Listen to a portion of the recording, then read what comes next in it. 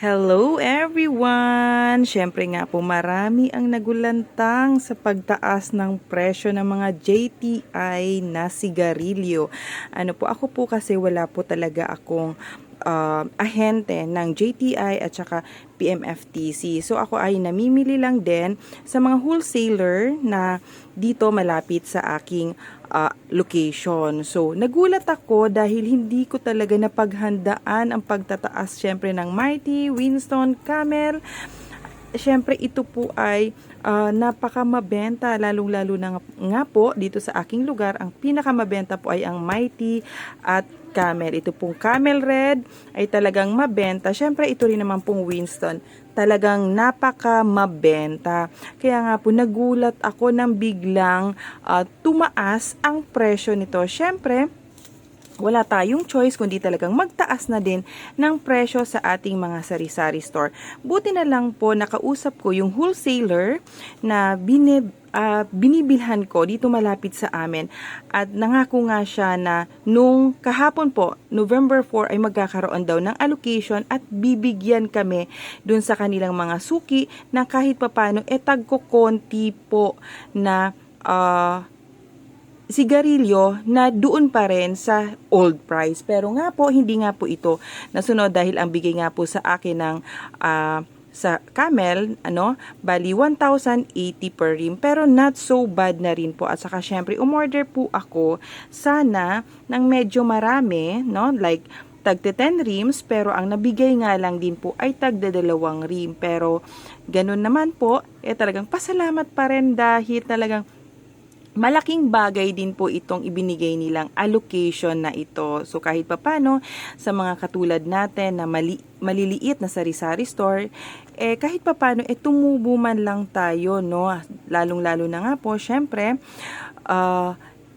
malaking kapital ang kakailanganin. Dito, lalo na dito sa sigarilya na to, bali, lumaki nga po yung ating kapital pero ang ating tubo, ganun pa rin. Ako po bali ay nag-adjust na rin ng bentahan ko. Ito po ay dito lang po sa aking lugar. Bali, ang Mighty po sa akin ay naging 9 na. Ang Winston Red ay 10. Syempre, ang Camel po ay 8. At syempre po, yung Winston Lights ay 10 pesos din. So, bali, 1 peso po ang idinagdag ko per stick. So, ayan po. At syempre, kahit nga po hindi pa rin nagtataas ang Marlboro, ayan po.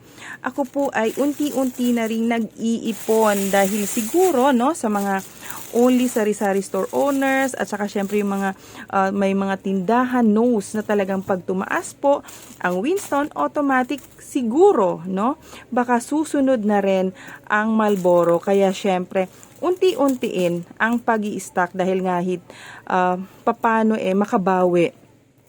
At syempre, ito nga po ay malakihang kapital kaya pakonti-konti lang din po ang pag-i-stock. Ayan po. Meron pa po, ito pong Mighty na to, ito yung dati ko pa. So, tsaka may isa rin po akong rim na Camel. So, ayan po. Pero itong nasa ilalim po nito ay Chester na po. Ito po ay product ng PMFTC. Ayan po. Siyempre po, itong Chester na ito at saka itong Camel na to, talagang ito yung parang pag walang Camel, ang alternative is Chester. So, ang ginawa ko po, kahit nga po hindi pa po nagtataas ang Chester at saka mga Marlboro, ay nagtaas na rin po ako ng 1 peso dahil matitenga po ang aking mga Camel kung hindi ko po ipapareho sila ng presyo. Siyempre, yung mga Marlboro ko po ay nagtaas na rin po ako ng 1 peso bawat stick. Kasi nga po, matitengahan po tayo ng mga Winston, Mighty, lalong-lalo na nga po syempre yung Mighty, ang kalaban niya rin po, ay Fortune dito po sa PMFTC. So, ipinareho ko na po yung presyo ng Mighty at saka nung, okay, salamat. Pinareho ko na po yung presyo ng Fortune at saka Mighty at saka syempre ang Chester and Camel at syempre ang Marlboro po ay inangat ko na rin po ang presyo kasi magiging magkapareho na po sila ng Winston.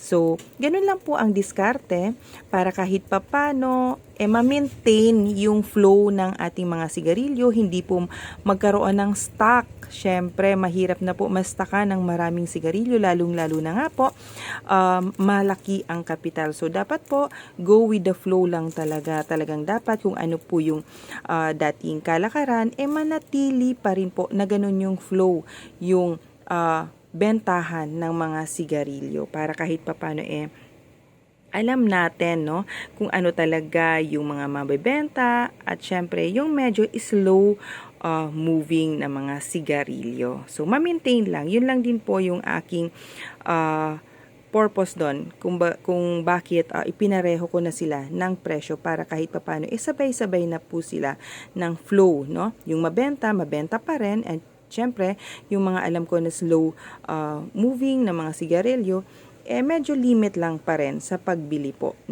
or pag-stock po nitong mga sigarilyo na ito.